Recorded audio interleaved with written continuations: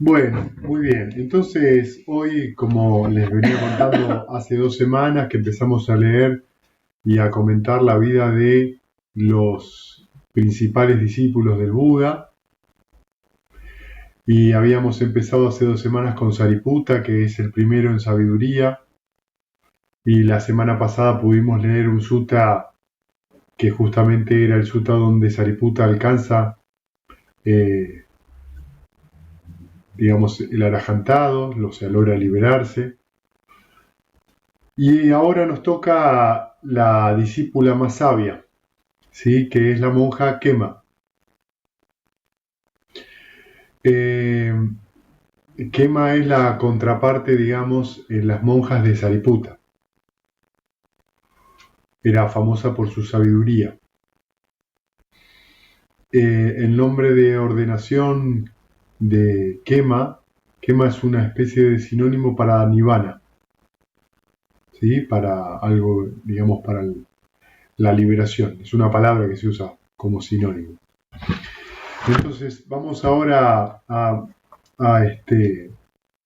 leer un poco la vida de ella. Yo voy a ir comentando algunas cosas, eh, y se van a dar cuenta cuando leamos un poco la vida, sobre todo de las monjas, que las monjas sobre todo tenían comprensión de relámpago, ¿sí? Eran muy rápidas para entender, eh, y este es el caso de Kema, de la venerable Kema, ¿no? Entonces, la venerable Kema era la primera en sabiduría dentro de las monjas, y la tenía al Buda, la tenía en una gran estima. Sí, el nombre Kema significa seguridad, seguridad, pero como se suele aplicar dentro del budismo a los caminos supramundanos, ¿sí? Es decir, los 4 niveles de santidad que hay dentro del budismo antiguo, es decir, el que entra en la corriente, el Sotapanna, el que solo retorna una vez, Sakadagami, el que ya no retorna al plano humano, que es el Anagami, y el Arahant, que es el que está liberado. A esto se le llama nivel, digamos, se le llama algún tipo de seguridad porque cualquiera que haya obtenido cualquiera de estos frutos, o sea, el camino y el fruto, ya no puede renacer en un plano inferior que no sea el humano. Y además, su, su sino, su devenir como individuo, es lograr el nirvana final. Entonces, en el caso del Sotapanna, que es el primer camino, el Sotapanna tiene un máximo de 7 posibles, como máximo, 7 renacimientos futuros, ¿sí? Eh, Dentro del budismo hay diferentes tipos de Sotapanna. No es lo mismo un Sotapanna que alcanza la entrada en la corriente. Sotapanna es el que entra en la corriente, la traducción en Pali, ¿no? Eh, que practica, que logra la entrada en la corriente oyendo, que por ejemplo, el que logra la entrada en la corriente con la práctica que hacemos nosotros. Es decir, que un Sotapanna que tiene una práctica de llanas, debido a los méritos y al desarrollo mental que produce la meditación, lo más probable, está dentro de los suttas, es que cuando renazca en algún plano divino, no vuelva al humano, y se le llama Yanagami. Lo que suele ocurrir, o lo que describen en los textos y comentarios, es que ese Yanagami, es decir, ese Sotapanna, tiene a lo sumo un renacimiento más. O sea, sería el equivalente al segundo camino, al segundo sendero supramundano, que es el que solo retorna una vez al plano humano como máximo, ¿sí? También el Yaragami, depende que sea, puede tener 3 renacimientos o uno, ¿sí? El siguiente, que es además el Sotapanna, se libera de las 3 primeras cadenas, que son la duda, jamás vuelve a dudar acerca de que el camino del Dhamma es el camino que conduce al Nirvana. Desaparece cualquier tipo de creencia en que ritos, rituales y supersticiones van a llevar a la liberación. Esto tiene consecuencias muy profundas.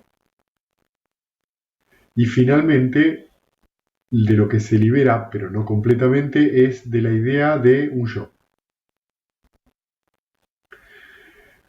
El segundo camino supramundano, que es el Sakadagami, que es el que retorna una sola vez, no se libera de ninguna de las cadenas. Pero las dos cadenas inferiores siguientes, que son la aversión y el deseo sensual, se debilitan de manera considerable. ¿Sí? ¿Cuál es la diferencia entre un Sotapanna y un Sakadagami? Que el Sakadagami tiene un grado mayor de desarrollo mental y tiene una capacidad, una ecuanimidad aún más desarrollada. Al debilitarse la cadena, digamos, del deseo sensual, como la cadena de la aversión, lo que se reduce de manera muy considerable es el miedo. ¿Sí? El miedo está muy afincado en estas dos cadenas. Tiene un desarrollo mental, una atención más rápida y más intuitiva del Dhamma. Finalmente, el tercer camino, que es el Anagami,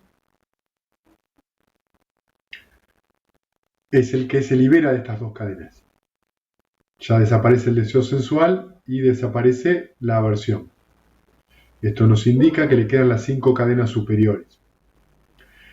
El Anagami es una persona con un desarrollo mental muy elevado. Y de alguna forma, un Anagami con fruto, que se le llama así, digamos, ahí el camino y el fruto de ese camino. Un Anagami con fruto no sentiría más deseo sexual, por ejemplo. Pero todavía no está liberado. No lo siente como algo que lo acucia, como algo que siente avidez por. Porque ya no tiene esa necesidad y trascendió parte de los 5 agregados, digamos, sobre todo de la forma física, y la contrapartida de eso es que tampoco tiene miedo, porque el deseo sensual y la aversión son las dos caras del miedo. O sea que lo que ustedes van observando que en los caminos lo que se va liberando es que la idea esa de yo, o de entidad permanente o de alma, se va debilitando cada vez más. ¿Cuáles son las 5 cadenas que le quedan al Anagami? Todavía tiene ansiedad en su mente, pero es muy suave. Puede experimentar cierta pereza o torpor, pero es muy suave. Puede todavía tener ciertos apegos a los estados de los yanas, es decir, tanto los materiales sutiles, los primeros 4, como los ayatanas, las bases inmateriales. Puede tener orgullo todavía, muy suave, pero puede estar. ¿Sí? Es esta idea de que yo soy un Anagami, o yo tengo determinadas facultades. Y finalmente, la ignorancia todavía no está totalmente erradicada. Estas 5 cadenas son muy suaves, por supuesto, no son lo mismo que en una persona que no tiene ninguno de estos logros. Y finalmente el Arahant con fruto se libera de esas 5 cadenas. ¿Sí? Entonces les hago esta introducción a los caminos supramundanos y el fruto para que ustedes se vayan dando cuenta hacia dónde conduce la práctica. Cada uno de estos caminos supramundanos, cada uno de estas seguridad, que así se le llama dentro del budismo, implican un grado de desarrollo tanto de atención, concentración, meditación, preceptos bastante elevado a muy elevado, ¿sí? No es sencillo encontrar gente así en ninguno de los 4 caminos. Hay gente.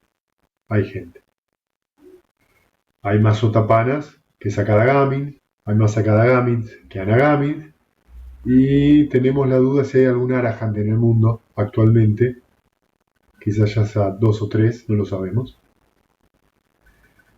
Pero sí hay Anagamin, sí hay Sakadagamin y sí hay Sotapannas.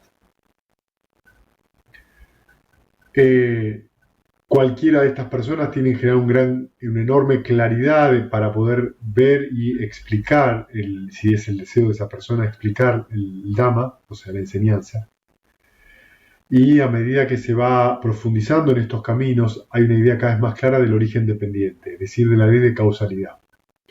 Hay un surgimiento y un cesar y hay condiciones para que eso suceda. ¿Sí? Entonces les hago esta introducción porque la idea de hacerles esta introducción es ver el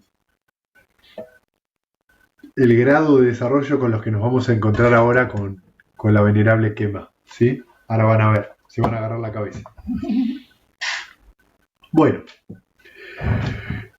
Kema pertenecía a una familia real de la tierra de Magadha, del reino de Magadha. Así que una zona, el reino de Magadha, una zona del noreste de la India. Ella era muy hermosa, muy atractiva.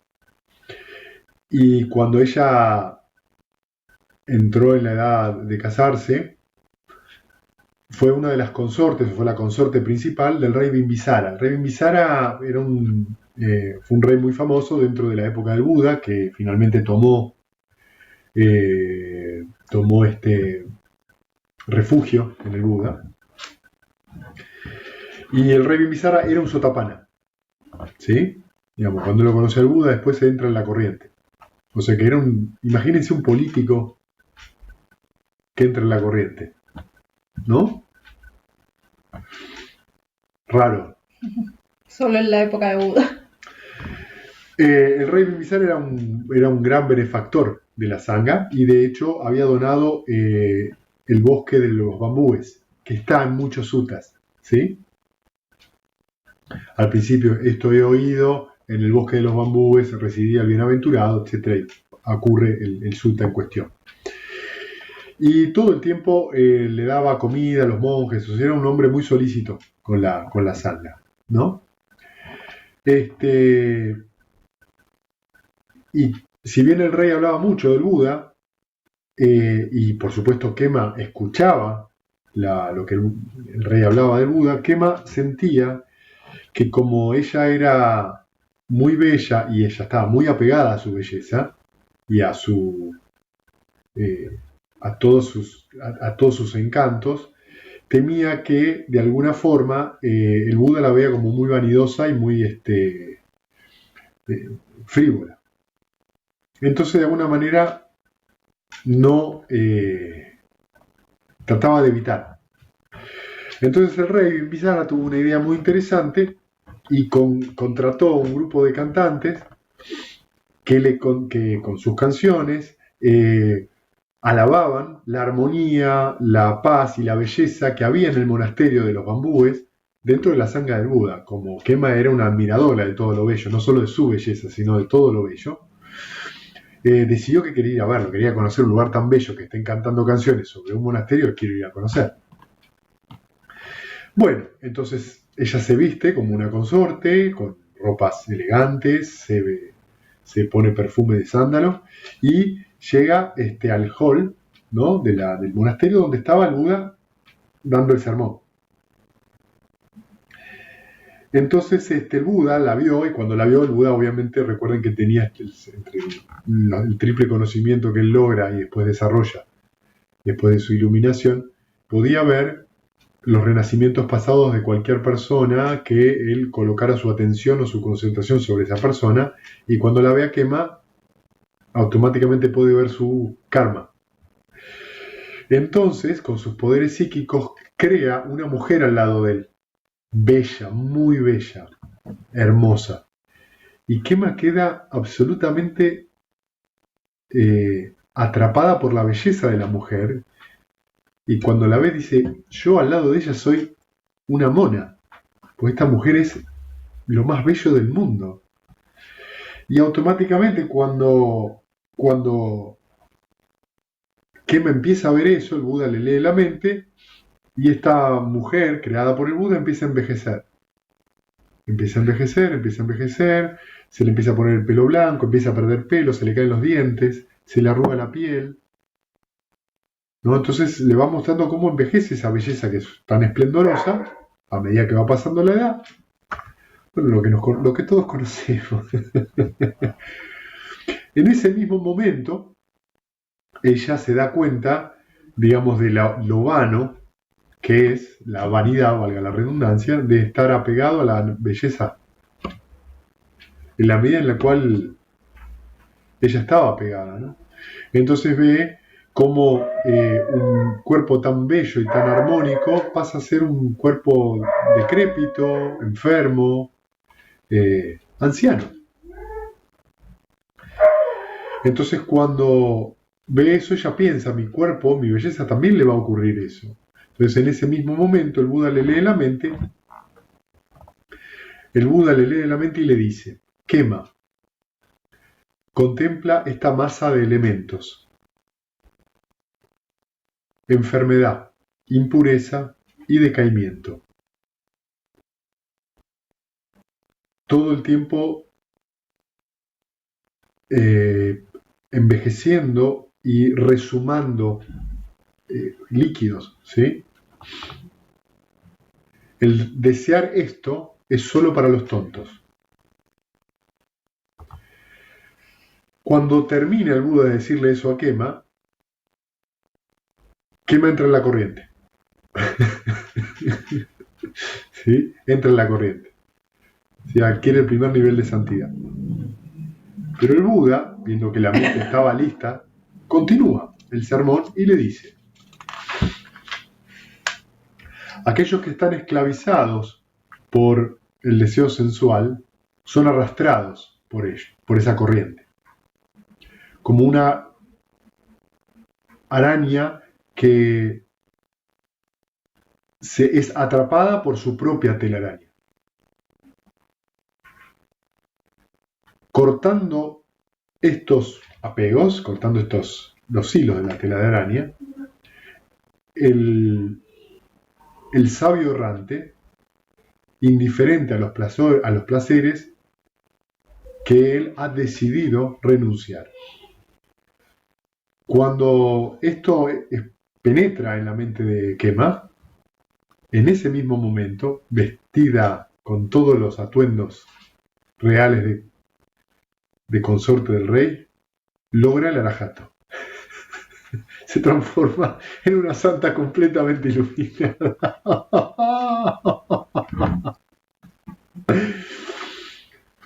Entonces le pide al rey que la deje unirse a la sangha.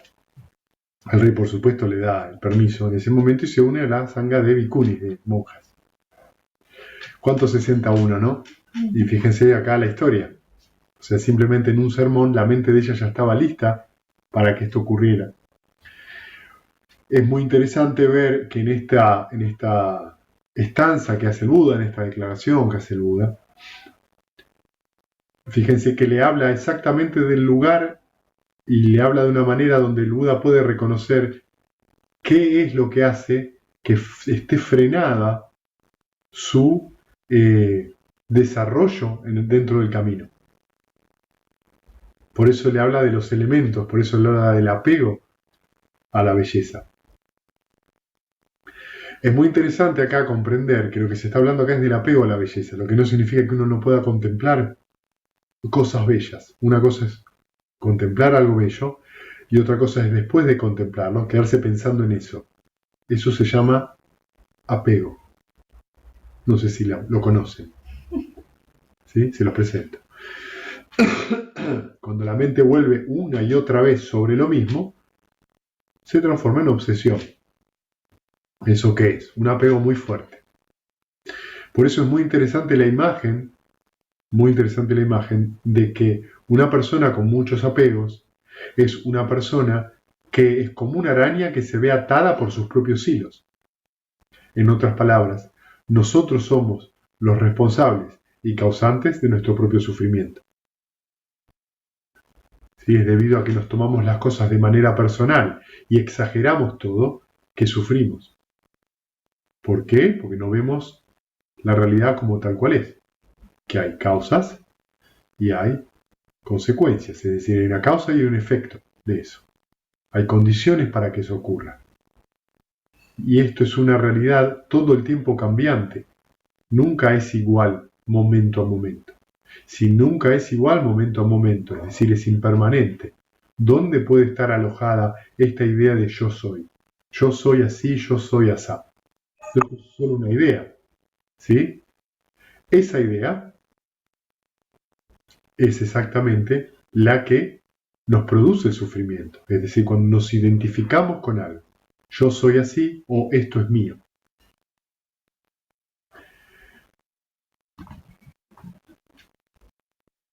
Realmente es algo maravilloso poder escuchar esta historia de la monja Kema, ¿no? Que le haya pasado esto.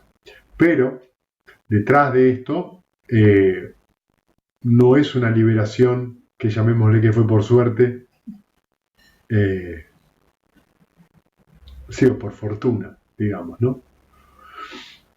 Esto solo es posible, este tipo de iluminación completa es solo posible porque está la mente lista para eso. En renacimientos anteriores, siempre Kema había renacido en épocas de Budas vivientes, es decir, siempre renació cuando hubo otros Budas, es decir, siempre su mérito la llevó a poder renacer en el mismo plano que el Buda viviente, ¿sí? Cuando el Buda estaba vivo. Y siempre estaba cerca del Buda. De hecho, en uno de sus renacimientos, ella se ordenó monja dentro del budismo y vivió toda su vida practicando meditación, solo que no lo había logrado en ningún tipo de ninguno de los 4 estados que les mencioné al comienzo de la charla, ¿sí? De los caminos.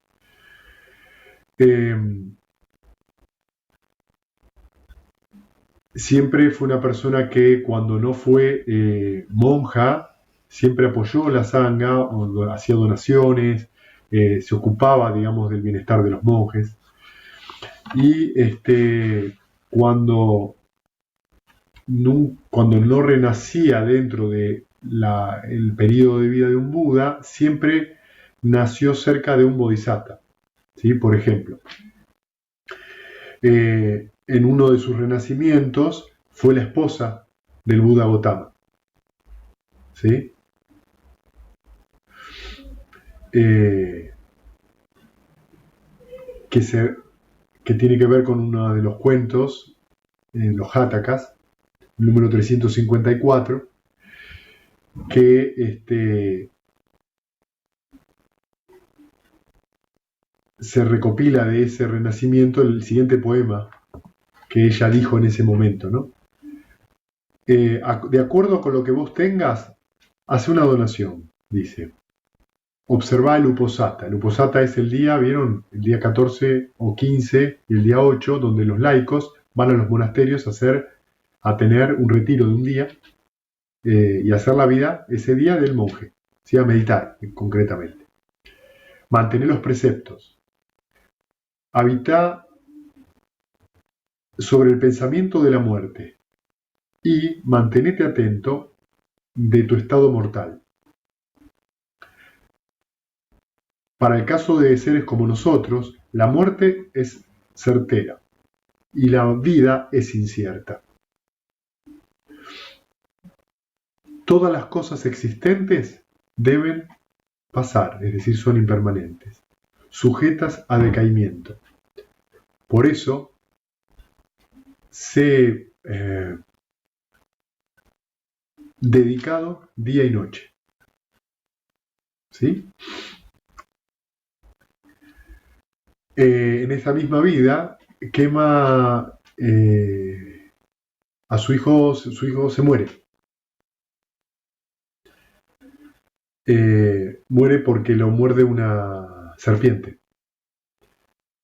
Sin embargo, debido a su práctica, mantuvo una gran ecuanimidad frente a esta desgracia, digamos, y compone el siguiente poema.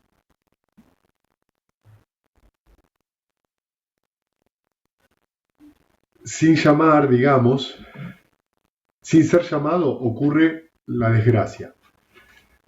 sin estar listo, se va muy pronto.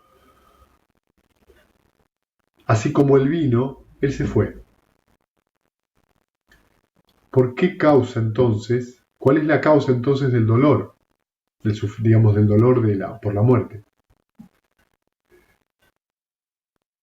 Ningún lamento de ningún amigo puede tocar los polvos de la muerte. ¿Por qué entonces me voy a lamentar?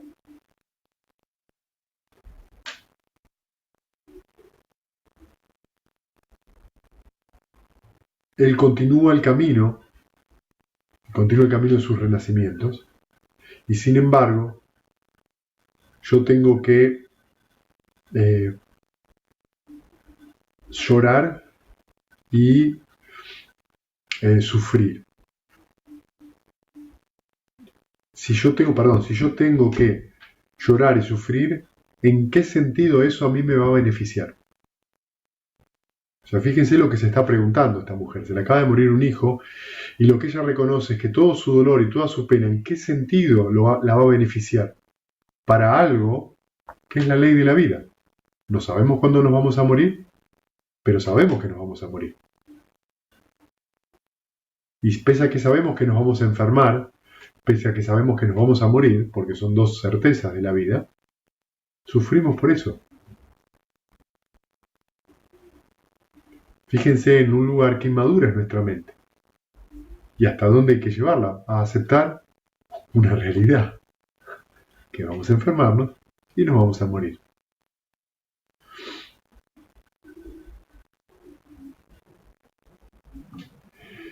Si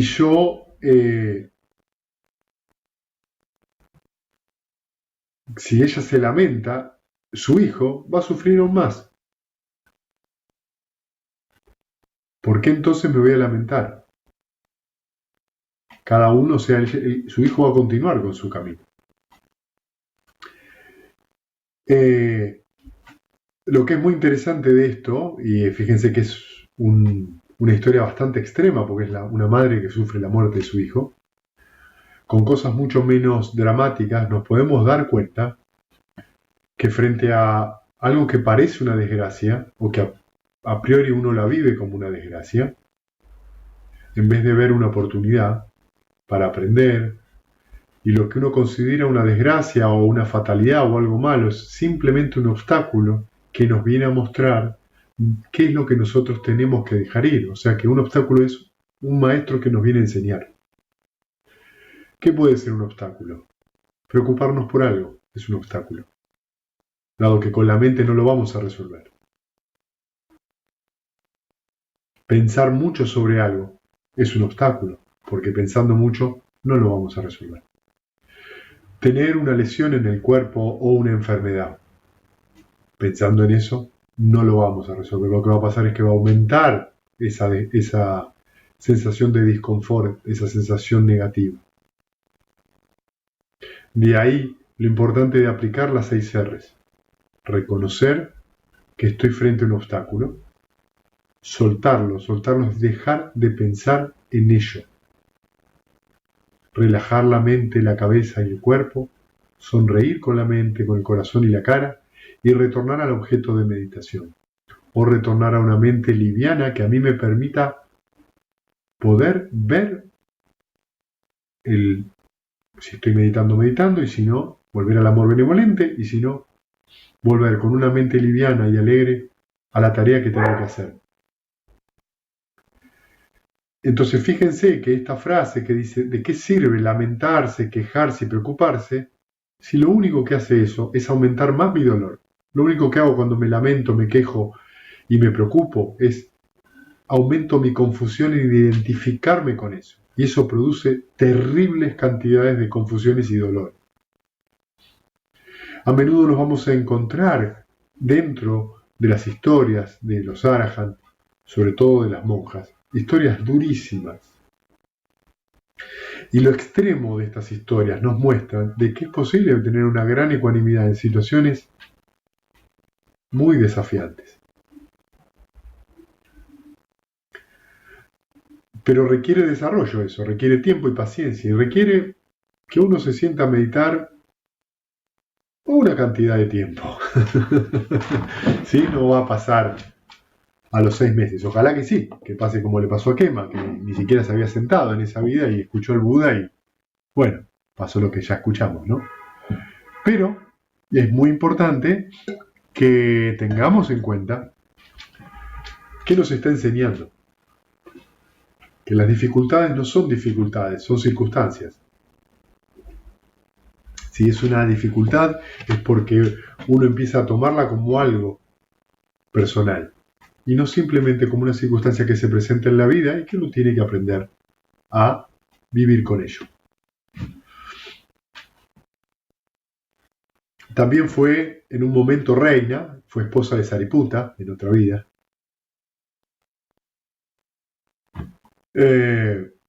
Siempre, bueno, en esta vida Sariputa fue una persona muy dechada de los preceptos.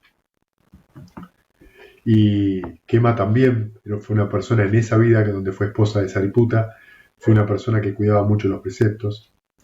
Entonces lo que podemos observar es que Kema ya había hecho una enorme purificación de su mente. Había practicado meditación muchas veces, muchas vidas, entonces su mente estaba abierta, alerta y lista para que eso ocurriera.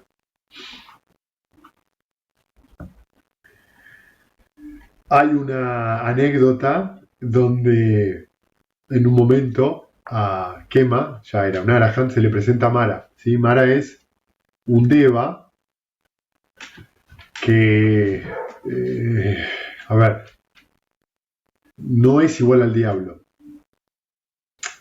Mara es el Deva que trata de que nos mantengamos en la rueda del samsara.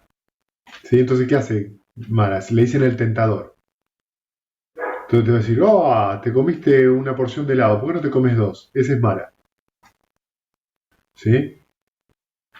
Es el que hace todo el tiempo buscar que busquemos, bueno, esto está, yo terminé de hacer esto. Ah, bueno, sí, pero puedo agregar esto y puedo hacer esto. Ese es Mara. Incrementa la avidez, ¿sí? Incrementa la avidez porque obsesionarse por los detalles, nunca estar quieto, estar siempre inquieto buscando siempre algo más. Ese es Mara, que nos murmura al oído, ¿sí? Mara no es malo, es la función de Mara. Mara se dedica a eso, es su trabajo, ¿sí? No es nada personal. ¿Sí? Entonces, Mara se acerca, como como un hombre muy, muy buen mozo, pero no se dio cuenta de que Kema ya era un Arahant, y entonces le dice, ¿no? A Kema, sos tan joven y tan hermosa, y yo también estoy en la flor de mi juventud, le dice Mara. Vení, noble mujer, vamos a regocijarnos en la música del ensamble de los 5 sentidos. Dice, fíjense qué forma tan educada y tan poética de invitarla a tener sexo, ¿no? Y ella le contesta de una manera, escuchen ustedes, me siento repelida y humillada por este cuerpo de carne pútrida, afligido por la enfermedad, soy muy frágil. Yo ya saqué de raíz cualquier deseo sensual. Los placeres sensuales son como si fueran espadas, como si fueran espadas. Los agregados son como su bloque donde se corta, el bloque donde se corta, ¿sí? El bloque para cortar. Aquel que se regocija en el llamado de la sensualidad, para aquel que se regocija en el llamado de la sensualidad, para mí ese llamado no tiene ningún agrado. en cualquier lugar de donde haya ese disfrute ávido, yo lo he destruido. La masa de oscuridad fue apagada, fue cerrada. Sabe esto, malvado, le dice. Fuiste derrotado, exterminador. Porque también se lo conoce así como el exterminador, las huestes de la muerte se le llama Mara, ¿no? Bueno, así que fíjense un poco cómo le contesta, ¿no? Lo que es muy interesante es que tenga el encuentro con Mara, ¿no? Como Mara la quiere tentar y la otra lo mira como si fuera un gusano en el pie, ¿no? El Buda siempre lo alababa porque era la más, dentro de las monjas, la más sabia. Hay un diálogo que tiene con el rey Pasenadi, que es otro rey del norte de la India, de esa época, que dice que el rey estaba viajando por el país de Kosala y arriba en un momento, una tarde, a un pequeño pueblo y ahí, buscando una conversación sobre temas espirituales, pide por alguna seta o algún brahmin. Entonces le dicen le recomiendan que estaba dentro del pueblo Kema, la santa.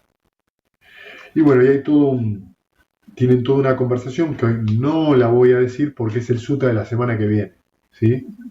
Vamos a ver ese sutta en particular, que es un sutta de los que a mí me gustan, no de los que a ustedes les gustan, ¿sí? Que está, entre otras cosas, el rey le hace las famosas 10 preguntas incontestables y Kema le responde de una manera magistral, mostrando su sabiduría, que está en todo esto en relación a hay un yo o no hay un yo, o hay un yo y no hay yo, o ni hay yo ni no hay yo, ¿sí? Pero eso lo vamos a hablar en extensión la semana que viene porque es un sutta muy profundo, que requiere tiempo, requiere que les baje, y es una vez hablar nuevamente de el anatta, o sea, el no yo, que siempre es una parte del budismo, o sea, de lo impersonal, que se suele malentender, que no se comprende, donde uno se hace ideas que son falsas. Y bueno, y hay toda una devolución de varios símiles que le hace Kema al rey Pasenadi, que son muy ilustrativos y muy pedagógicos, ¿sí? Y bueno, después de eso, el rey lo va a ver al Buda y le cuenta el encuentro que tuvo con Kema, ¿no? Y el Buda le dice que Kema es una monja muy sabia y que así como Kema se lo explicó, él no se lo hubiera explicado de ninguna otra manera, ¿sí? Que no sea de la forma en que se lo explicó Kema, ¿no? Así que bueno, como pueden observar, estamos frente a un fenómeno, ¿no? Frente a una persona muy, muy especial, con una enorme penetración y una enorme comprensión intuitiva, tanto, digamos, de la enseñanza, tanto del Dhamma, como de cualquier pregunta que uno le haga. Si uno se encuentra con un arahant y le hace una pregunta, la respuesta va a ser inmediata, porque viene directamente de la intuición. Es una respuesta directa, ¿sí? Y esto también me interesa decirlo, antes de concluir, digamos, la charla, que fíjense que en cuanto a sabiduría, no hay ninguna diferencia entre un hombre y una mujer, ¿sí? La capacidad de poder comprender es igual. Puede ser que los acercamientos varíen, que las formas sean distintas, pero la comprensión no. Puede ser que tenga un hombre o una mujer más o menos medios para poder explicarle a alguien algo, pero no tiene absolutamente nada que ver con ser hombre o mujer, sino con una capacidad desarrollada o no desarrollada, ¿sí? Y eso es algo que me parece muy, muy hermoso dentro del budismo, ¿sí? Que estén recogidos en el Therigatha los poemas de los arahants hombres y en el Therigatha los poemas de los arahants mujeres. Eh, y eso es muy lindo poder acceder a eso, ¿sí? Poder acceder a eso. Bueno, ¿tienen preguntas, dudas de su práctica, preguntas de lo que hablamos recién, preguntas, comentarios que quieran hacer? Lo que ustedes tengan ganas.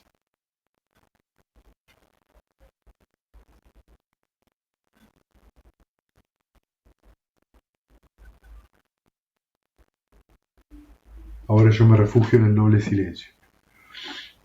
Yo por curiosidad, Bante entró en la corriente, o sea, ¿cómo consideramos que en de los, vos decís, hay pocos en el mundo, Araham, bueno, Bhante Vimalaransi no es un arahant.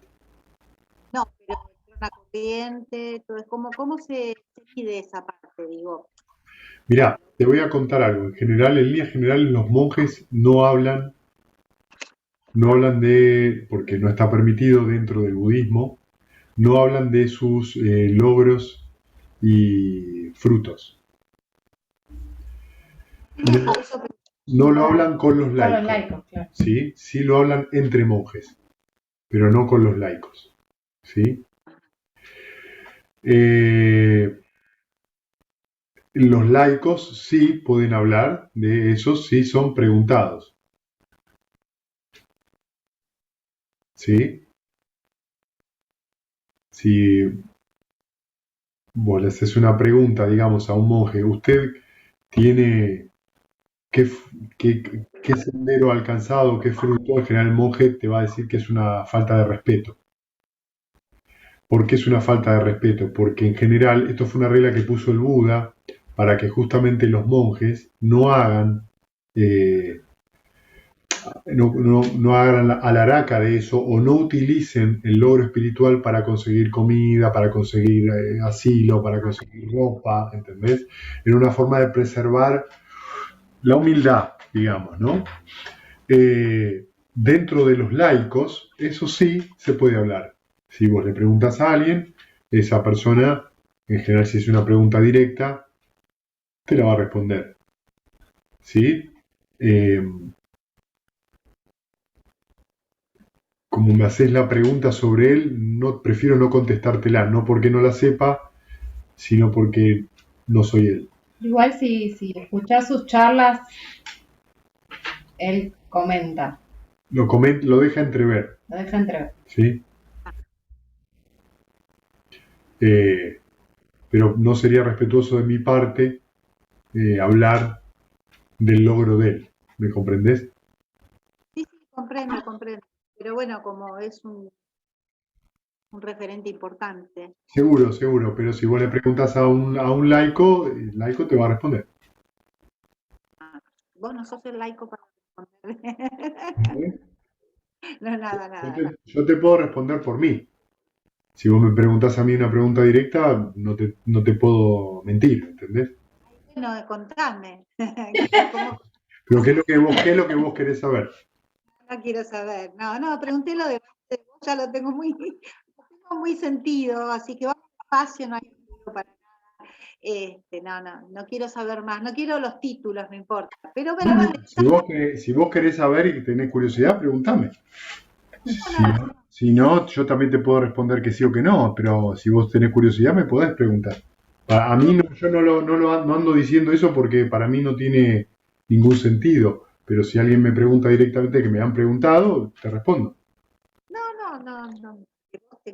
Con vos estoy tranquila porque te tengo como no tengo, no sé, las traducciones en inglés yo a veces están, viste, a veces no. Ah, Cuando voy escuchando las charlas me pierdo un montón de cosas, pero ya el hecho de conocerte a vos y de saber que tu referente con ellos, es como que, bueno, hay una parte que ya más o menos no necesito una respuesta. Muy bien. Como vos permanentemente estás, a mí recién ahora voy entendiendo más, ¿viste? Esos tres senderos, o como lo llamás, ¿no? En la entrada a la corriente, bueno, Son 4. los 4. Como que me quedo ahí y voy entendiendo más a medida que se va pasando el tiempo, ¿no? Y ahora como entraste en estos relatos de los viernes, voy entendiendo más también, ¿no? Bueno, no, gracias, era eso. De nada. Sí. Hago una consulta. Sí. Sobre el nacimiento de la monja Quema, lo que se sabe es que el renacimiento siempre fue de manera de mujer, siempre fue mujer. En general, en los relatos que están acá recopilados, están mencionados los que fue mujer. Ok. No sé si hay, por ahí fue algún animal, ¿viste? Porque en general en los relatos, ponele de otros discípulos, ponele hay uno que justamente, un cuento que les conté a los chicos en Jiu-Jitsu, hace el mes pasado, en marzo, les conté, hay uno donde, por ejemplo, Buda es un ciervo, Mogalana es un cuervo y Sariputta es una tortuga. Y hay un cazador que es Devadatta, que es el primo de Buda, ¿no? A veces pasan, son animales, ¿viste? Es un cuento muy lindo ese. Mira. Y otra pregunta que tengo, que hace unas semanas que vengo leyendo, ¿viste? Y la verdad que necesitaba que vos me digas bien, porque estuve leyendo algunos suttas, ¿sí? Pero en otros lugares, no en el Bosque Theravada o las páginas que yo siempre busco, y lo clasifican como Dhammapada 55. Claro. ¿Eso qué es? ¿Qué corriente es? ¿O No. en qué libros están? Vos tenés dentro del Sutta Pitaka, el Sutta Pitaka es, digamos, vos tenés lo que se llama tradicionalmente, ahora cuestiona esa tradición, tenés 3 canastas. El Vinaya, que es todas las reglas, digamos, de los monjes. ¿Vinaya? Vinaya, sí, con B corta. Ese es el canon Pali, ¿no? Sí, es el canon Pali. Vinaya, que son Okay. todas las reglas, y hay también un montón de anécdotas y también hay enseñanza dentro de eso. La canasta de los suttas, Sutta Pitaka, y hay una tercera recopilación que se la considera dentro de la escuela Theravada como parte del canon Pali, pero también dentro de la escuela Theravada actualmente hay toda una corriente que dice que la Abhidhamma, que así se llama la tercera, es el primer comentario de estos dos, porque no tiene nada que ver el lenguaje con lo que pasa en las primeras 2 canastas, es mucho más ¿Como que fue escrito posteriormente? Fue escrito 200 años después de la muerte de Buda. ¿Sí? Okay. No tiene nada que ver con estas primeras 2 canastas en la forma del lenguaje, la descripción de los yanas. Hay un montón de cuestiones que ya parecen contaminadas con la visión brahmánica. ¿Sí? Ok. Bien, dentro del Sutta Pitaka, el segundo, ¿sí? Vos tenés el Digha Nikaya, que son los sermones largos. Sí. El Majjhima Nikaya, que son los sermones medios. Samyutta Nikaya, que son los sermones conectados temáticamente. Okay. Anguttara Nikaya, que son los sermones numerados, ¿sí? Que son por número. O sea, los temas son, hay una cosa, hay 2 cosas, hay 3 cosas, hay 4 cosas, y esas 3 cosas, 4, así hasta 11, son formas que tiene el Buda de explicar determinado tópico de la enseñanza. Y después tenés el Kudaka Nikaya. El Kudaka Nikaya, que se llama pequeña colección, que es de todo un poco. Dentro del Kudaka está el Dhammapada. El Dhammapada es una colección poética sobre las enseñanzas del Buda. Bien. Ok. Son estanzas. Son poesías, declaraciones a veces son anécdotas muy cortitas, donde el Buda hace un remate con un poema. Sí, muy lindo. Hermoso, Muy lindo. hermoso. Bellísimo. Hay que ver la traducción que hay. Yo, por ejemplo, tengo una traducción que es malísima, donde hay palabras que son absolutamente discutibles. Pero una de las cosas que yo quería hacer era, en el próximo retiro que vamos a hacer en junio, a la mañana, además de tomar el refugio, decir los preceptos, vamos a tener una ceremonia donde vamos a leer varios poemas del Dhammapada, porque son muy inspiradores para entrar a la meditación, ¿sí? Entonces quiero tenerlo como una pequeña ceremonia matinal para los retiros, ¿sí? Buenísimo, Fede. Eso es el Dhammapada. Gracias, muchas gracias. De nada. No cierres, no cierres. Tengo una pregunta yo, Sí. de curiosidad nada más. ¿Qué Emma fue la primera en ordenarse No. a monja? No fue la primera. No, ahí hay una historia que está ligada, digamos, para contártela sucintamente, cuando el Buda en un momento abandona Kapilavatthu, que es la ciudad donde él nace, una vez que él ya se ilumina, que es el Buda, y él se va, Gotami, que es su madrastra, que es la mamá de Ananda, y su ex mujer, Yasodhara, lo empiezan a seguir con 50 mujeres. Entonces se va moviendo él por diferentes lugares y las mujeres lo siguen. Parece que durante meses. Parece que durante meses, claro. Lo seguían porque querían ser ordenadas. Sí, me imagino. Y el Buda tenía, se dice, sus ciertas resistencias, ¿viste?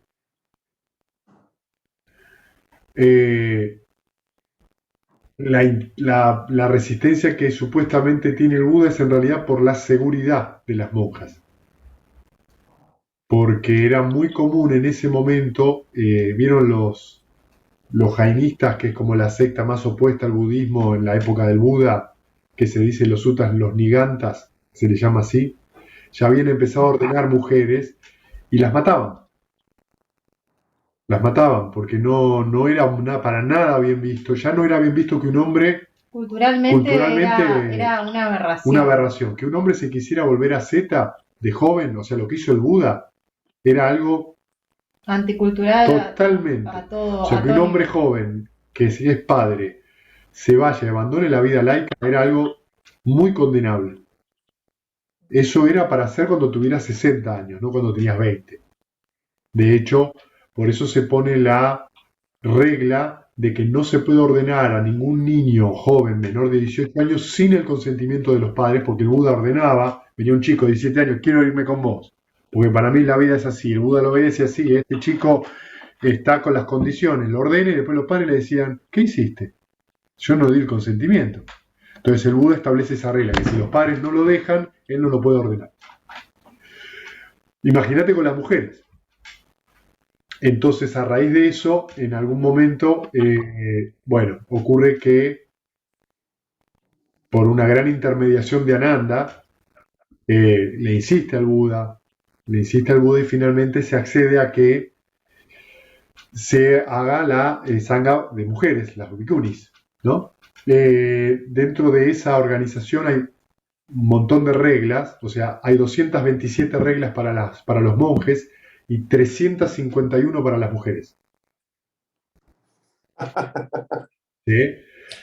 Uno puede considerar que es, digamos, una cosa como muy desigual, probablemente haya muchas de esas reglas que tienen que ver, pero que tienen que ver con dominio masculino, pero también hay muchas de esas reglas. Por ejemplo, una de las reglas es que las monjas no pueden andar solas. Eso me acuerdo que lo contaste, sí. Tienen que andar de a 2 o de a 3. Y depende del viaje, tienen que ir un monje con ellas. Y la idea era porque las mataban, las violaban, nada, porque el hombre ejercía su voluntad mediante su fuerza física. Claro, su fuerza física, era eso lo que hacía valer. Luego hay reglas que tienen que ver con que en general tienen que ser enseñadas por un hombre, por un monje. toda enseñanza tiene que ser supervisada por un monje. Y esto era algo, a ver, que se cumplía de determinada manera. Después las monjas se gobernaban a sí mismas y hacían sus enseñanzas. Parecen reglas muy para no crear conflictos en Exacto. relación a la A sociedad. la sociedad, ¿me entendés? Entonces, si vos sabés que a las vos monjas... establecés para protegerlas y de puertas adentro. ¿Me entendés? Entonces, si vos a las monjas le decís, sí, hay un monje que las está mirando, y el monje lo único que hace es ir, las mira y se va, pero para la sociedad, bueno, se mantienen ciertos cánones. Era justamente Estaban en lugares separados. Sí. ¿Convivían en lugares separados? Sí, no estaban dentro del mismo edificio. ¿Sí? ¿Y el tema de la sanga y todo, sí era mixto o solo había sanga para las mujeres y sanga para los varones? No, era mixto, pero digamos, en los retiros no se quedan juntos. ¿Sí? Práctica que también se mantuvo en China, ¿sí? Práctica que se mantuvo en Japón, pero en Japón a veces se empieza a mezclar hombres y mujeres, ¿viste? Más contemporáneo, te digo, y digamos, en todo lo que es el budismo que ha llegado acá, digamos, a Occidente, se ha mezclado, digamos, por ahí no duermen juntos, hombres y mujeres, pero practican juntos, de lo que, por ejemplo, hacemos nosotros, ¿sí? Hombres y mujeres en la misma sala meditando. Meditando y hacen intercambio también Sí. de sutras y de conocimiento, Sí. y eso hacían en esa época también. Eso se hacía en esa época, en líneas generales, siempre era un hombre el que le enseña a las monjas. ¿Sí? Podés leer el sutta número 146, que se llama el Nandaka Sutta, que es que Nandaka les va a enseñar a las monjas, digamos, ¿no? Y le enseña medio de mala gana. El Buda le dice, che, tenés que volver mañana porque todavía no entendieron del todo, vuelve al segundo día y creo que las monjas, hay 50 monjas que alcanzan el arahato, creo, con la explicación. Hay una anécdota detrás de eso, que Nandaka no quería ir porque en otra vida esas monjas habían sido sus cortesanas y él había sido un rey. Por eso no quería volver. Ay, iba a hacer una pregunta y me olvidé. Igual hay un montón de anécdotas contemporáneas sobre muchos prejuicios en relación a las monjas en muchos países budistas. Claro, yo iba a preguntar si había como que se ve como una marcada diferencia entre, no sé, entre las monjas y los monjes. Si hacen, no sé, curiosidad mía, ¿no? Como para referido a qué? A la enseñanza. No, a la enseñanza es la misma. El mensaje siempre fue... El mensaje es eso, ¿viste? Después hay estas cosas que hay dentro del budismo antiguo, por ejemplo, hablando de esta cosa femenino-masculino, un Buda, por ejemplo, según dentro de los cánones, un Buda no puede ser mujer. Pero no tiene nada que ver con el entendimiento. No puede ser mujer por el olor, porque en líneas generales un Buda vive solo en el bosque y el olor de una mujer es atractivo para los depredadores. El olor del hombre no, y tiene que ver con justamente la posibilidad de que el hombre tiene otras capacidades para defenderse, porque en líneas generales los Budas aparecen en épocas como la del Buda. Pues te iba a decir, el próximo Buda va a estar en otro momento. Totalmente. Más evolucionado, o sea, calculo que sí. Ponele, ¿no? Te digo, claro, no más tecnológico necesariamente, ¿eh? Claro. Porque digo, por ejemplo, si fuera ahora, tranquilamente, si es por los olores y todo, una mujer se podría todo ser. Y no tiene ningún olor, no pero tiene además, ninguna hormona. digamos que una de las cosas que se charla ahora justamente tiene que ver con eso. Nosotros ahora lo que se pone en cuestión, dentro de toda esta cosa hombre-mujer, la diferencia esencial entre un hombre y una mujer se da en el físico, claro, en la fuerza física. Esa es la diferencia, digamos. Luego podés encontrarte con hombres absolutamente sensibles y mujeres que tienen más intelectuales y se parecen más a cierta tendencia masculina, pero de vuelta, esas son ideas. La diferencia en concreto es la materia que tenemos. En eso hay diferencia. Pero bueno, tampoco me gusta entrar mucho en eso porque es entrar en una serie de... No, era en realidad por si hacían referencia a eso en un momento, No, con todo no. ese No, sentimiento, todo, que sí bueno, no hay, tiene nada que ver. lo que sí hay, porque se hicieron varios congresos de monjas budistas, y nosotros tenemos una amiga, es que, por ejemplo, sí hay muchos maestros que históricamente se los consideraron hombres, que ahora se está Y eran descubriendo que mujeres. son mujeres, porque el nombre de ordenación no te dice si es hombre o mujer, no podés saberlo.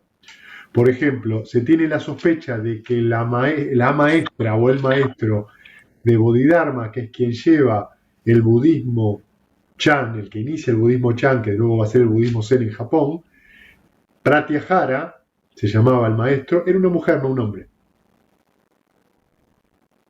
Entonces, bueno, viste, pero hay que ver eso. No era curiosidad ese tipo de cosas que siempre me dio curiosidad. Gracias. No, por favor. Después le ponemos un par de páginas para leer investigar sobre eso, si eso, quieren. que está buenísimas. Bien, ¿alguna pregunta más? ¿Algún comentario?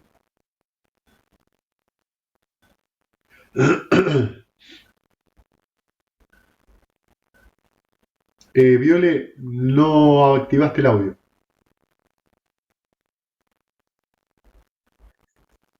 Ahora sí. Ahora sí.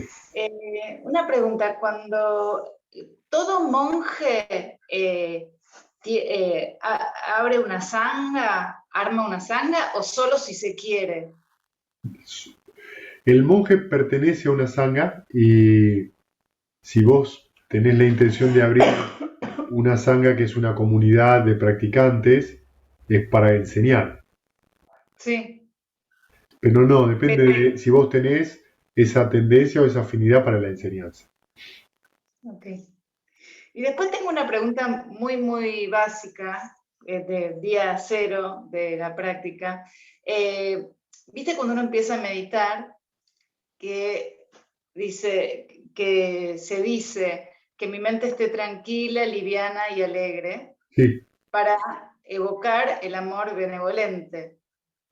Para energizar el sentimiento que evocaste a través de la imagen. A ver, ¿cómo repetís? Para energizar el sentimiento que tenés a través del recuerdo que evocaste o la imagen que evocaste. Okay. O sea, vos tenés una imagen, un recuerdo que te produce ese sentimiento de serenidad, alegría, amorosidad, blandura, y lo sentís en el centro del pecho. Una vez que vos sentís ese sentimiento en el centro del pecho, con ese sentimiento te decís que mi mente esté calma, que mi mente esté pacífica, que mi mente esté alegre, o el texto que vos quieras mentalmente. Y lo decís para que eso, al sentirlo y decírtelo mentalmente, tiene un efecto muy fuerte en la mente, porque el sentimiento queda claramente establecido. Luego vos continuás con tu atención solo en el sentimiento, no en esa verbalización y tampoco en la imagen. O sea que tanto la imagen como la verbalización son cosas para lograr que ese sentimiento sea claro. Cuando tenés una distracción, aplicás las 6 R's y cuando estás retornando al objeto de meditación, puede pasarte dos cosas.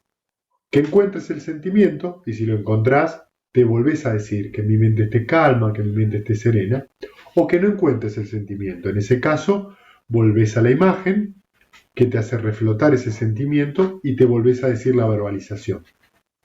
Claro, mi pregunta... Espera, ¿en qué otro momento podés decir la verbalización? Suponete que estás con el sentimiento y se te empieza a ir, pero no hay un obstáculo, se te va.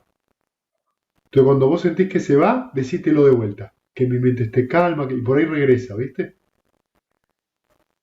Sí, yo lo que quiero preguntarte es si ese que mi mente esté calma, que mi mente esté liviana y alegre, es un sinónimo del amor benevolente, porque yo tengo la idea o la sensación de que el amor benevolente es más que la mente esté calma, liviana y alegre. que tiene que Eh, ver mira, con esto de mira, amor. sí, no te enredes con eso, ¿sí? No intentes determinar qué es el amor benevolente. Solo lo tenés que sentir. Vos pensás que todo esto de la imagen y de la verbalización solo apunta a que el sentir sea palpable, que vos lo sientas. Porque si no, uno cree que está haciendo, irradiando amor benevolencia y es intelectual. Y eso no tiene mucho efecto en la meditación. Va a tener efecto el amor benevolente si eso uno lo siente. Sí, lo que me pasa es que, por ejemplo, si cuando uno evoca la imagen, ¿no? Evoca Sí, una imagen que genera ternura, amor, por supuesto. Sí, sí, ¿no? sí. Y claramente, amor, digamos, una palabra que no puede faltar es amor, porque es eso lo que Seguro. es esa. Entonces, como esas palabras que nos decimos, que mi mente esté tranquila, liviana y alegre, no en ningún momento dicen nada del amor, me parece que quedan como chicas. Y decite lo que a vos te Decite lo que a parezca vos te bien. parezca, si yo ya te dije, tenés que decir lo que a vos te parezca. Que mi mente esté amorosa, que mi mente esté tierna, lo que vos quieras. Ok. No hay una fórmula, es la fórmula que a vos te sirve para que ese sentimiento no se diluya y que te sea más fácil estar con Sí, ese por ahí sentimiento. es de obsesiva, no, por ahí no, es de obsesiva la pregunta que estoy haciendo porque es como si yo quisiera como, hay algo como de intelectualizar el Sí, por sentimiento. eso no hagas eso, porque eso es lo que te va a matar el sentimiento. Te lo va a secar, digo, te va a sacar porque vas a empezar a pensar sobre eso en vez de estar sintiendo eso. Mm. Me vino esa duda en una meditación, por eso es que... Sí, acordate, cuando viene la duda, 6 R's. Cuando meditas no es momento de aclarar ninguna duda, es momento de reconocer que la mente está dudosa, nada más. Y dejarlo ir, relajarse y retornar al objeto de meditación. En tal caso, ponete un recordatorio y cuando termine la meditación, pregúntate. Pero cuando meditas, no.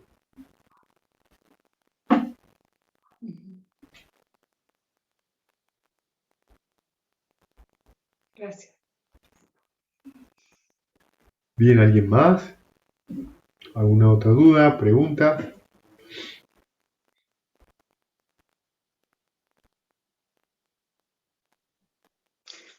Voy a Otra ver. cosa. Sí, la que quiera. ¿Quién habló? Dale vos, dale vos. Eh, Otra cosa, así como medio básica que me apareció en una meditación, fue como que yo siento que de alguna manera las 6 R's, los últimos 2 pasos de las 6 R's, que son relajar, sonreír y volver al objeto de meditación, Esos los son 3 últimos pasos. sí, ok. Los últimos 2 son retornar y repetir. Ok, bueno, los últimos 3 pasos, relajar, sonreír y volver. Relajar es el tercero. Relajo, sonrío, retorno, repito. Bueno, ok. Pero esos, yo siento que están incluidos en lo que implica la meditación. Porque meditar implica estar relajado, meditar implica sonreír y meditar implica estar en contacto con el amor benevolente. Para nada. ¿Cómo? ¿No?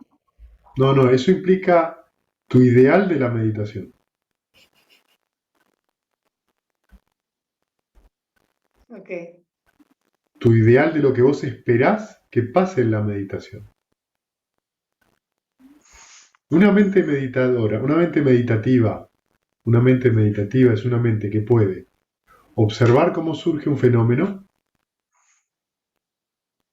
dejarlo, relajarse debido a la avidez que produjo el surgimiento de ese fenómeno, sonreír porque ese fenómeno, esa distracción produjo un pequeño estado de insatisfacción, o sea, una cosa que es malsana, suave, pero es malsana.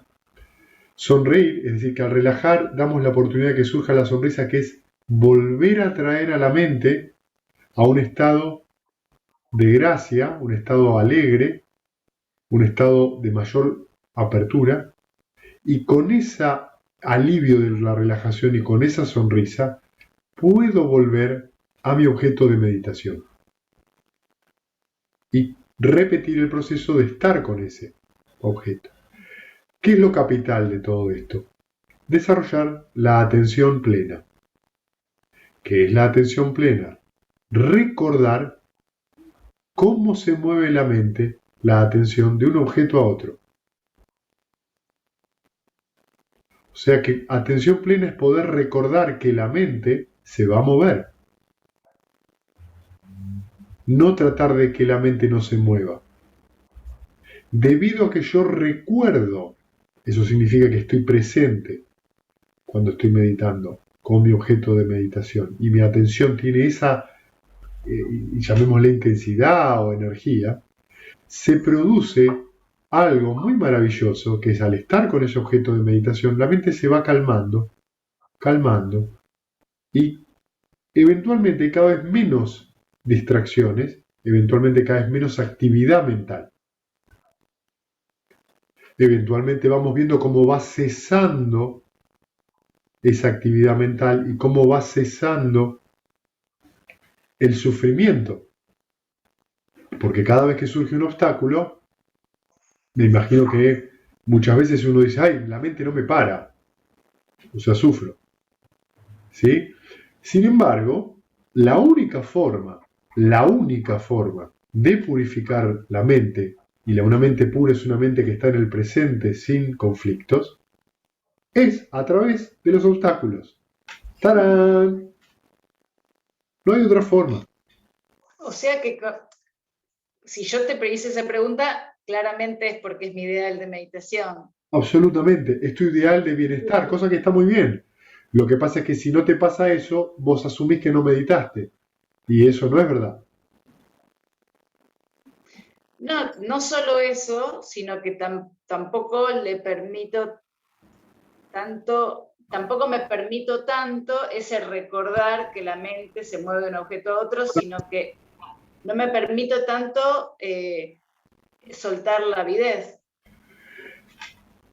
La pregunta de por qué surgen los obstáculos no es una pregunta muy interesante. Los obstáculos surgen esencialmente, no es la única razón, porque uno rompió los preceptos en el pasado. Y eso produce un conflicto, una actividad. ¿Sí? Los obstáculos surgen también porque la atención se debilita. ¿Qué significa que la atención se debilita? Que nos olvidamos. ¿De qué nos olvidamos? En este caso del amor benevolente. Como me olvidé, la atención se debilitó porque atención y memoria son las dos caras de la misma moneda. Como me olvido de estar con el objeto de meditación, la atención pierde contacto con el objeto de meditación y se mueve a un objeto que sea un pensamiento, un dolor en el cuerpo, una emoción o lo que fuera. Da lo mismo. Por eso no importa el contenido, lo único que hay que reconocer es que ya mi atención fue olvidada de ese objeto sano que es el amor benevolente y ahora está sobre un objeto malsano, una distracción. ¿Qué tengo que hacer? Que me olvidé. Tuvo un lapsus entre que yo estaba con el amor benevolente y pasé a pensar en otra cosa. Ese lapsus es lo que la meditación desarrolla. Empezás a ver ese proceso, cómo la atención se empieza a mover hacia el lado de los tomates. Lo único que estás observando es ese proceso. Si vos soltás antes de que pasen los tomates, el proceso de retorno es más rápido. Y es más fácil soltar el obstáculo. Si yo me quedo pensando en el obstáculo, en este caso un pensamiento porque alguien me dijo algo que no me gusta y sigo pensando en eso y pensando en eso y pensando en eso, que hace más difícil dejarlo ir. Porque cada vez se potencia más emocionalmente. ¿Por qué? Porque cada vez me identifico más. Pero no deja de ser cierto entonces que el obstáculo es ni más ni menos que son las pesas que nos hacen sacar músculo a nuestra atención. Por ponértelo de una manera muy gráfica. Entonces es un poco lo que yo te daba como ejemplo ayer.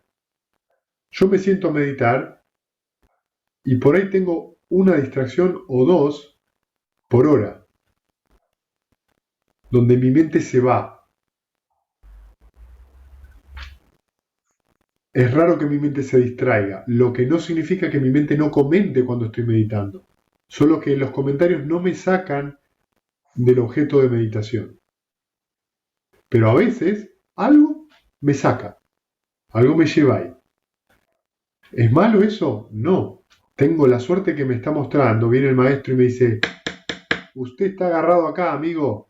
¿Qué está haciendo? Suelte, suelte. Ah, gracias. 6 R's. Si viene 350 veces, y bueno, ¿qué va a hacer? Alguien está alimentando eso.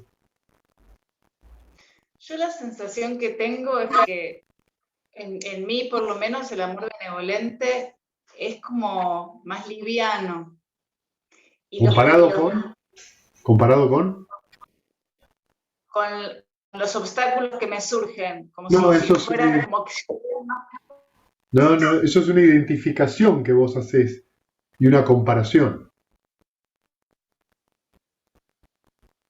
No importa, Fiore, no te preocupes. es más fácil, me es más fácil quedarme con una distracción, con algo que me preocupa, con algo que el amor benevolente me es más como trabajoso, por Y ser tan bueno, sutil. no, mi amor, porque sos un ser humano, ¿sabes? A todos los seres humanos les parece más fácil eso. A todos. Es más fácil irse con algo negativo que quedarse con algo positivo y sano. ¿Por qué? ¿Cuál es la causa de eso? Porque en la vida hay sufrimiento. Ah, ¿viste? La primera noble verdad. Cada vez que yo me identifico, sufro. Es más fácil. Lo que no es tan fácil es ver la segunda y tercera noble verdad. Hay un origen de ese sufrimiento. Avidez. Hay una cesación de ese sufrimiento. ¿Sí? Soltar la avidez. 6 R's. Hay un camino, el óctuple noble sendero. Y eso, esa comprensión de esas 4 nobles verdades, cuando se comprenden en cierto nivel, eso es la entrada en la corriente. Ya no te enganchas más con esa idea. Entendés que es la circunstancia del karma de ese momento. Entonces la mente ya no tiende a ir a esos estados negativos porque ya no se identifica con eso. Ya no te es más fácil pensar en la distracción. No surge, surge menos. No es un tema voluntario, simplemente no surge. Y si lográs el segundo estadio de santidad, es todavía más calma la mente. Tiene más momentos de silencio. Y así sucesivamente. ¿Hace la vida más fácil? Absolutamente. Pero no nos engañemos. Solo a través de poder dejar ir esos apegos y poder dejar ir la avidez, se logra eso. O sea que alguien que se queja de sus obstáculos en la meditación no está entendiendo que de eso se trata. Dejar ir y relajarse. Si te quejas, lo que estás haciendo es aumentar. Es muy llano y muy sencillo. Lo que es maravilloso de eso es que alguien haya diseñado un método para eso. A mí eso me parece que, bueno, pues se necesita un Buda, ¿no?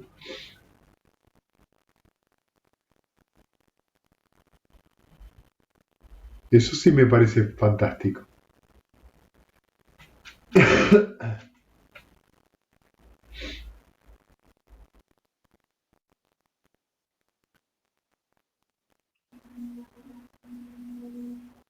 ¿Está bien? A mí me llama la atención del libro que estoy leyendo, Camino Viejo, Nubes Blancas, que los primeros discípulos que el Buda tiene después de haberse iluminado son los niños. Y los niños comprenden inmediatamente de qué se trata la meditación. Eso es una licencia poética del maestro Thich Nhat Hanh. Ah, ok. Los primeros discípulos no son los niños. Los primeros dos discípulos de Buda son dos comerciantes que pasaban por ahí. Que el Buda entra en cesación de percepción, sensación y conciencia. Durante 7 días sale de ahí, estaba muy hambriento. Y le dan de comer. Y toman refugio de por vida. Son laicos. No son monjes.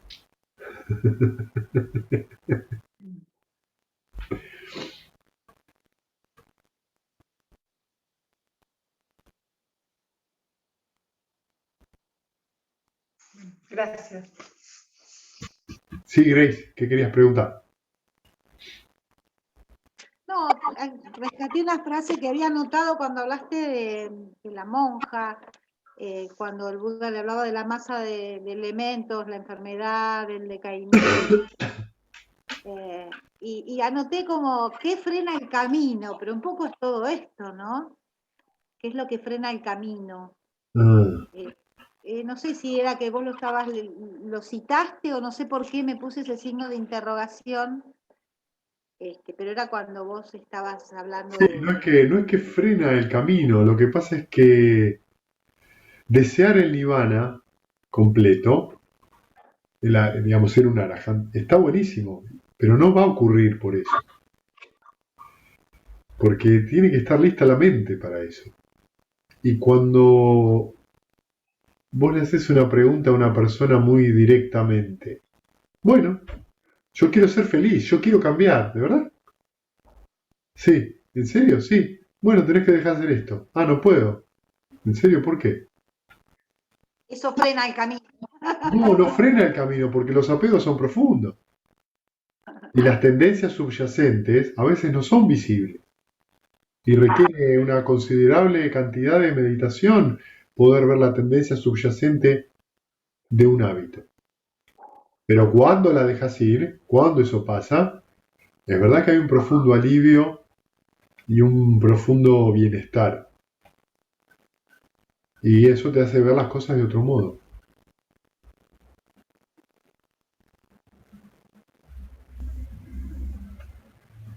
Toma paciencia y mucha dedicación. Muy amorosa, pero dedicación.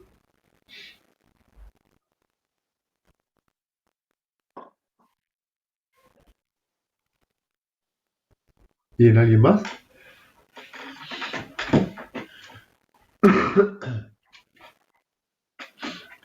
Bueno, vamos entonces a compartir mérito. El martes que viene hay meditación guiada para aquellos que quieren, que la está haciendo Maru, que le encanta. El jueves seguimos con la meditación presencial para aquellos que quieren venir, ¿sí? Y el viernes que viene leemos este sutta de la monja Kema, como le explica al rey Pasenadi, ¿sí? Vamos a compartir mérito. Que los que sufren sean libres de sufrir, los aterrorizados, intrépidos, los afligidos se despojen de todo, que todos los seres encuentren alivio, que todos los seres compartan este mérito que así hemos adquirido para el logro de todo tipo de felicidad.